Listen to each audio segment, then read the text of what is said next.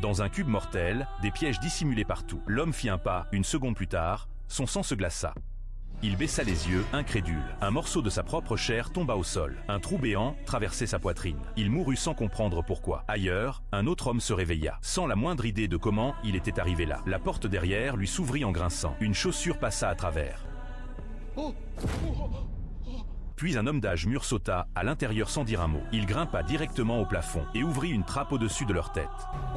Le corps de l'homme mort tomba à travers. Tous restèrent figés en voyant sa poitrine. L'homme plus âgé se dirigea vers la sortie suivante, mais n'y entra pas. Il lança d'abord une chaussure. Des flammes jaillirent et la réduisirent en cendres. Sortie suivante, une autre chaussure, instantanément transpercée par des pics d'acier. Seule la trappe au-dessus semblait sûre. Il grimpa, déchira sa chemise pour en faire une corde, et avec l'aide de l'homme, hissa les autres un par un, juste au moment où il pensait être tiré d'affaire. Les lumières s'éteignirent. Le vent rugit depuis le plafond. Quand ils levèrent les yeux, une lame rotative, un ventilateur mortel. Tout ce qu'ils pouvaient faire, c'était se protéger la tête et attendre qu'elle les tranche.